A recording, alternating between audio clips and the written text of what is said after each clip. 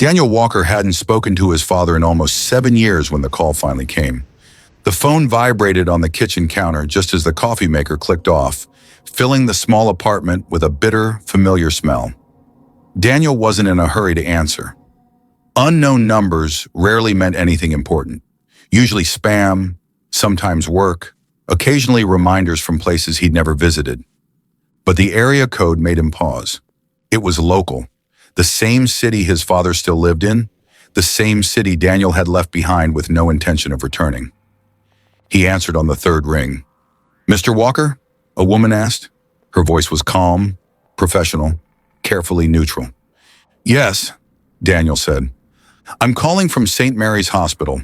I'm very sorry to inform you that your father, Richard Walker, passed away early this morning." The words settled slowly, like dust after something heavy falls. Daniel didn't respond right away. He stared at the crack in the kitchen wall he'd been meaning to fix for months, noticing how the morning light caught it at just the wrong angle. "I see," he said finally.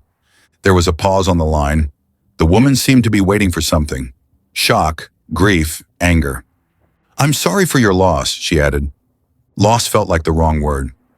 "There are arrangements being made," she continued, "and your father left instructions regarding his estate. There will be a formal reading of the will later this week. Your presence is requested." Requested. Not invited, not hoped for. Requested. Daniel agreed to attend, thanked her out of habit, and ended the call. The apartment felt quieter afterward. Not empty, just still. Daniel set the coffee mug down untouched and leaned against the counter. He waited for something to rise inside him, some emotional reaction he could recognize. Nothing came. Richard Walker had been emotionally gone for years. Growing up, Daniel's father had been a man people admired from a distance. Successful, respected, wealthy, he owned real estate, ran companies, and moved through the world like it owed him cooperation. At home, he was distant and controlled. Affection was rare, approval even rarer. Their house had been large, spotless, expensive. Everything had its place. Emotions were not one of them. Daniel learned early that love came with conditions. When Daniel was accepted into several prestigious business schools, his father was proud. When Daniel told him he planned to turn them down and become a high school teacher, something broke between them. They'd been sitting at the long dining table, the one that felt more like a boardroom than a place to eat. "A teacher?" Richard repeated slowly. "Yes," Daniel said. "History." Richard set his fork down. "You're throwing your future away." "I don't see it that way." "You will," Richard replied, "when you're struggling." Daniel's voice stayed steady. "I'd rather struggle doing something that matters." The silence that followed felt final. "Then don't expect my support," Richard said, and Daniel never did again. The financial help stopped first, then the phone calls, then the invitations to holidays and family gatherings. At first, Daniel tried. He sent updates, shared small victories, invited his father to visit. Eventually, he stopped. You can only reach out so many times before you realize the distance is intentional. 7 years later, Daniel packed a small bag and returned to the city he once called home. The lawyer's office sat in a quiet downtown building, the kind that whispered money without ever saying it out loud. Polished wood, thick carpet, leather chairs that felt too expensive to sit on comfortably. The waiting room was already occupied. His uncle sat stiffly on a couch, hands folded tightly. 2 cousins whispered near the window, dressed like they were attending a business meeting instead of something tied to a death. And then there was Margaret, Richard's second wife.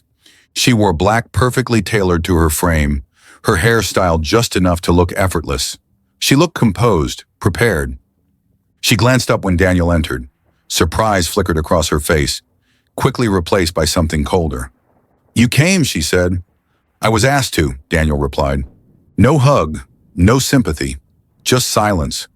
They were called into the conference room shortly after. The lawyer introduced himself and began reading. Assets, properties, accounts. The numbers were larger than Daniel expected. His father had been wealthier than he ever let on. Margaret sat straighter with each figure. The cousins leaned forward, already imagining futures that felt guaranteed. Then the lawyer reached the distribution. Margaret Walker will retain ownership of the primary residence, and receive 40% of the liquid assets. Margaret nodded once, satisfied. The cousins received trust funds, vehicles, smaller properties. Then the lawyer paused. And to Daniel Walker. The room went silent. To Daniel Walker, the lawyer continued, Richard Walker leaves the remainder of the estate. For a moment, no one spoke. Then Margaret stood abruptly. That's impossible. The cousins stared at Daniel like he had committed some kind of crime. He cut him off, Margaret said, years ago. There is also a letter, the lawyer said calmly, addressed specifically to Daniel. He slid an envelope across the table. Daniel recognized the handwriting instantly. Careful, controlled, familiar. His hands shook slightly as he opened it. Daniel, I spent most of my life believing strength meant control, that providing money was the same as providing love. When you walked away, I told myself you were ungrateful. The truth is, you were brave.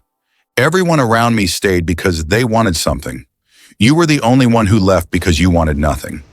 That's how I knew you were the only one who deserved everything. Live the life you already chose, not the one I tried to force on you. Dad. Daniel felt something loosen inside his chest. Around him, voices rose. Accusations, threats, promises of legal action. Margaret's composure cracked completely. The cousins argued. The lawyer remained calm, unmoved. Daniel barely heard any of it. The legal battles lasted months. Papers, meetings, cold smiles and warmer lies. People who hadn't spoken to him in years suddenly remembered his name, asked how he was doing, suggested compromise. Daniel stayed quiet. In the end, the will stood. The money came, but it didn't change him the way people expected. Daniel paid off debts, funded scholarships, donated to public schools like the one he taught at. He stayed in his small apartment, kept his old car, continued waking up early to prepare lessons. People asked why he didn't live bigger. Daniel always gave the same answer. I already am. Some stories aren't about winning. They're about choosing yourself when it costs you everything and discovering, too late to change the past, that it was the right choice all along.